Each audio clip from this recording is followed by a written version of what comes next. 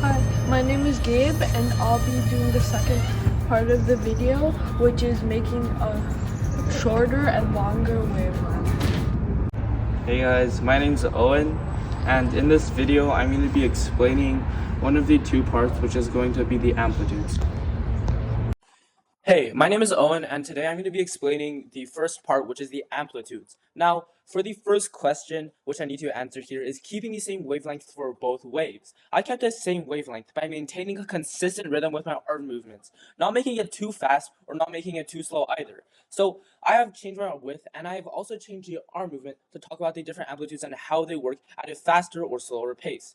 Now, for the changing of the amplitude of one wave, for one wave, I increase my amplitude by moving my arms more dramatically or a bit faster throughout the experiment, making the waves taller or stronger.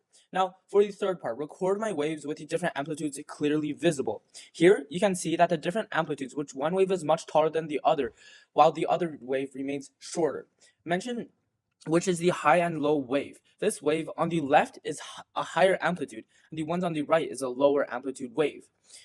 Explain what you do with your body arms to create a different amplitudes. So with my body and arms, I create a different amplitude by showing how the energy transmitted through my arm from the fast to the slow really changes how big the waves are, really, and kind of shows how the smaller amplitudes have a shorter width or a shorter part in the video. In this video, I'll be making a bigger and shorter wavelength with the same amplitude. To do that, I'm going to make my hand go faster and slower. So when I move my hand faster like this, it makes smaller wavelengths because I'm making more waves. And when I move my hand slow like this, it makes bigger wavelengths because I'm making less waves.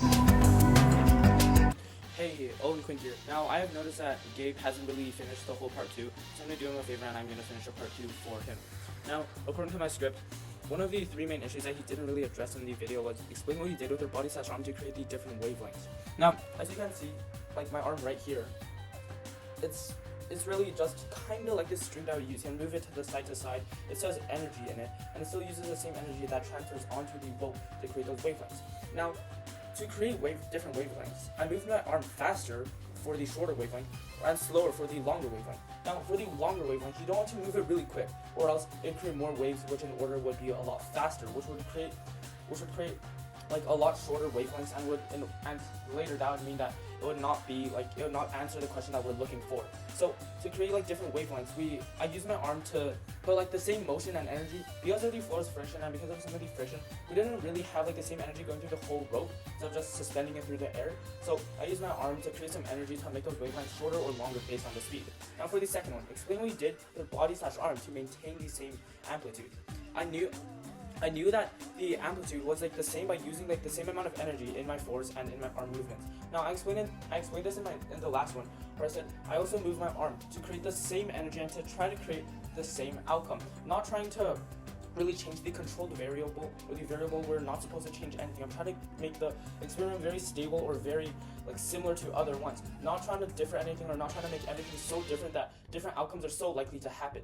Now for the very last one, record the wave with the different wavelengths clearly visible. Now here you can see in the video, if you put your cursor to the left or if you just go back into the video, you can see that the different wavelengths, one is like waved it like tightly packed with like shorter gaps. So as you can see, I put my 2 feet shorter, or I put my 2 feet a bit longer, or like longer apart, so that the different wavelengths will be the same based on the different widths of where my feet are going.